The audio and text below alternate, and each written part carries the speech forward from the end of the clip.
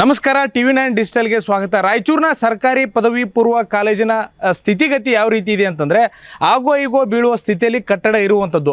ಇದೇ ಒಂದು ಕಟ್ಟಡದಲ್ಲಿ ಅಲ್ಲಿರುವಂಥ ವಿದ್ಯಾರ್ಥಿಗಳು ನಿತ್ಯ ಜೀವಭಯದಲ್ಲೇ ಕಾಲೇಜ್ಗೆ ಬರುವಂತಹ ಸ್ಥಿತಿ ನಿರ್ಮಾಣ ಆಗಿದೆ. ಬರೀ ಕ್ಲಾಸ್ ರೂಮ್ ಮಾತ್ರ ಅಲ್ಲ, ಸ್ಟಾಫ್ ರೂಮ್ ಕೂಡ ಬೀಳುವ ಸ್ಥಿತಿಯಲ್ಲಿ ಇರುವಂಥದ್ದು.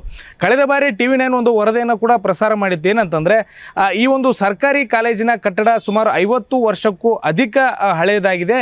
ಹೀಗಾಗಿ ಮೇಲ್ಛಾವಣಿ ಅಂದರೆ ಕಟ್ಟಡದ ಮೇಲ್ಛಾವಣಿ ಛತ್ತು ಕುಸಿದು ಬೀಳುವ ಹಂತದಲ್ಲಿದೆ. ಆಗಾಗ ಕುಸಿದು ಬೀಳ್ತಾನೆ ಇದೆ. ಈ ಬಗ್ಗೆ ಕೂಡಲೇ ಸಂಬಂಧಪಟ್ಟಂಥ ಅಧಿಕಾರಿಗಳು ಮತ್ತು ಇಲಾಖೆ ದುರಸ್ತಿ ಕಾರ್ಯ ಮಾಡಬೇಕು, ಇಲ್ಲವಾದಲ್ಲಿ ಹೊಸ ಕಟ್ಟಡವನ್ನು ನಿರ್ಮಿಸಿಕೊಡ್ಬೇಕು ಅನ್ನುವಂಥ ನಿಟ್ಟಿನಲ್ಲಿ ಒಂದು ವರದಿಯನ್ನು ಪ್ರಸಾರ ಮಾಡಿದ್ದು. ಆದರೂ ಕೂಡ ಪದವಿ ಪೂರ್ವ ಶಿಕ್ಷಣ ಇಲಾಖೆ ಆಗಿರ್ಬೋದು ಮತ್ತು ಸಂಬಂಧಪಟ್ಟಂಥ ಸ್ಥಳೀಯ ಜನಪ್ರತಿನಿಧಿಗಳು ಈ ಬಗ್ಗೆ ಕ್ಯಾರೆ ಅಂತಿಲ್ಲ. ಹೀಗಾಗಿ ಮೊನ್ನೆ ಅಷ್ಟೇ ಈ ಒಂದು ಕಾಲೇಜ್ನಲ್ಲಿ ಕ್ಲಾಸ್ ತರಗತಿ ನಡೆಯುವಂಥ ಸಂದರ್ಭದಲ್ಲೇ ಮೇಲ್ಛಾವಣಿ ಛತ್ತು ಕುಸಿದು ಕೆಳಗಡೆ ಬೀಳುತ್ತೆ ಕೂಡ. ಇದಾದ ಬಳಿಕ ಅಲ್ಲಿದ್ದಂಥ ವಿದ್ಯಾರ್ಥಿಗಳು ಕೂದಲೆಳೆಯ ಅಂತರದಲ್ಲಿ ಬದುಕುಳಿತಾರೆ.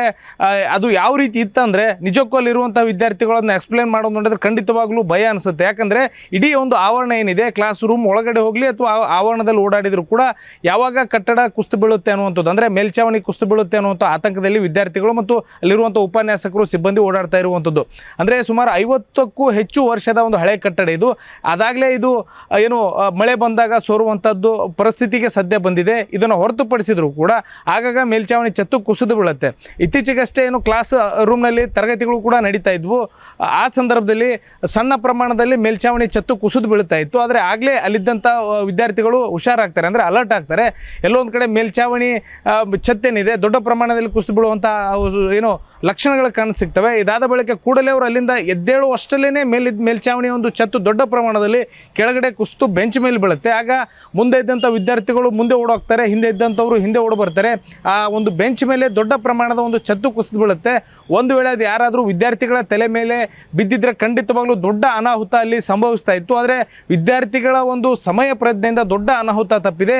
ಈ ಬಗ್ಗೆ ಅಂದರೆ ಈ ಒಂದು ಕಟ್ಟಡ ದುರಸ್ತಿ ಕಾರ್ಯದ ಬಗ್ಗೆ ಈಗಾಗಲೇ ಈ ಹಿಂದೆ ಸಾಕಷ್ಟು ಬಾರಿ ಪದವಿ ಪೂರ್ವ ಶಿಕ್ಷಣ ಇಲಾಖೆಗಾಗಲಿ, ಜೊತೆಗೆ ಸರ್ಕಾರಕ್ಕೆ, ಜೊತೆಗೆ ಜಿಲ್ಲಾಡಳಿತಕ್ಕೂ ಕೂಡ ಕಾಲೇಜಿನ ಒಂದು ಸಿಬ್ಬಂದಿ ಜೊತೆಗೆ ಅಲ್ಲಿರುವಂಥ ಉಪನ್ಯಾಸಕರು ಎಲ್ಲರೂ ಕೂಡ ಒಂದು ಮನವಿಯನ್ನು ಸಲ್ಲಿಸಿದ್ದಾರೆ. ಅಂದರೆ ಕಟ್ಟಡ ಶಿಥಿಲ ವ್ಯವಸ್ಥೆಯಲ್ಲಿದೆ, ಕೂಡಲೇ ದುರಸ್ತಿ ಕಾರ್ಯ ಮಾಡಬೇಕು, ಇಲ್ಲವಾದಲ್ಲಿ ಹೊಸ ಕಟ್ಟಡ ಕಟ್ಟಿಕೊಡಿ, ಜೀವಭಯದಲ್ಲೇ ಪಾಠ ಪ್ರವಚನ ಮಾಡುವಂಥ ಸ್ಥಿತಿ ಇದೆ ಅಂತ ಒಂದು ಮನವಿ ಪತ್ರಗಳನ್ನು ಸರಣಿಯಾಗಿ ಸಬ್ಮಿಟ್ ಮಾಡಿದರು ಕೂಡ ಈವರೆಗೆ ಪದವಿ ಪೂರ್ವ ಶಿಕ್ಷಣ ಇಲಾಖೆ ಆಗಿರ್ಬೋದು, ಸಂಬಂಧಪಟ್ಟಂಥ ಜನಪ್ರತಿನಿಧಿಗಳಾಗಿರ್ಬೋದು ಅಥವಾ ಜಿಲ್ಲಾಡಳಿತ ಯಾವುದೇ ಒಂದು ಕ್ರಮಕ್ಕೆ ಮುಂದಾಗಿಲ್ಲ. ಮೊನ್ನೆ ನಡೆದಂಥ ಘಟನೆ ಬಳಿಕ ತಹಸೀಲ್ದಾರ್ ಅವರು ಘಟನಾ ಸ್ಥಳಕ್ಕೆ ಬರ್ತಾರೆ. ಬಂದು ಪದವಿ ಪೂರ್ವ ಕಾಲೇಜ್ ಏನಿದೆ ಇಲ್ಲಿ ಬಂದು ಆ ಒಂದು ಸ್ಥಿತಿಗತಿ ಏನಿದೆ ಮತ್ತು ಮೇಲ್ಛಾವಣಿ ಕುಸಿತಿರುವಂತಹ ಪ್ರಮಾಣ ಏನಿತ್ತು ಅನ್ನೋದ್ರ ಬಗ್ಗೆ ಒಂದು ಮಾಹಿತಿಯನ್ನು ಪಡಿತಾರೆ.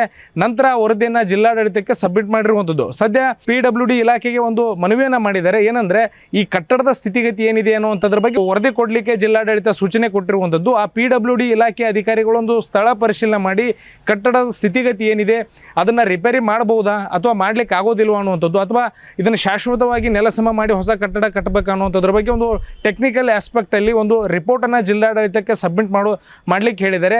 ಒಂದು ವೇಳೆ ಅದು ಸಬ್ಮಿಟ್ ಆದರೆ ಆ ರಿಪೋರ್ಟ್ನಲ್ಲಿ ಯಾವೆಲ್ಲ ಅಂಶಗಳು ಉಲ್ಲೇಖ ಆಗ್ತವೆ ಅದರ ಮೇಲೆ ಜಿಲ್ಲಾಡಳಿತ ಮುಂದಿನ ಕ್ರಮ ಕೈಗೊಳ್ತೀವಿ ಅನ್ನುವಂಥ ನಿಟ್ಟಿನಲ್ಲಿ ತಹಸೀಲ್ದಾರ್ ಅವರು ಪ್ರತಿಕ್ರಿಯೆಯನ್ನು ಕೊಟ್ಟಿದ್ದಾರೆ. ಆದರೆ ಇಲ್ಲಿರುವಂಥ ಪ್ರಶ್ನೆ ಏನಂದರೆ ಆ ಒಂದು ಕಾಲೇಜ್ನಲ್ಲಿ ಸುಮಾರು 400ಕ್ಕೂ ಅಧಿಕ ವಿದ್ಯಾರ್ಥಿಗಳು ಬರ್ತಾರೆ. ವಿದ್ಯಾರ್ಥಿಗಳು ಹೇಳ್ತಾ ಇರುವಂಥದ್ದು ಏನಂದರೆ ಈ ಸರ್ಕಾರಿ ಕಾಲೇಜಿಗೆ ಬರುವಂಥವ್ರು ಎಲ್ಲರೂ ಕೂಡ ಬಡ ಮಕ್ಕಳು ಇರ್ತೀವಿ, ಆದರೆ ಬಡ ಮಕ್ಕಳ ಜೀವದ ಬಗ್ಗೆ ಯಾರಿಗೂ ಕಾಳಜಿ ಇಲ್ವ ಅನ್ನೋಂಥ ಪ್ರಶ್ನೆಯನ್ನು ಮಾಡ್ತಾ ಇದ್ದಾರೆ. ಹಿಂದುಳಿದ ಒಂದು ರಾಯಚೂರು ಜಿಲ್ಲೆಗೆ ಶಿಕ್ಷಣದಲ್ಲೂ ಕೂಡ ಹಿಂದುಳಿದಿದೆ.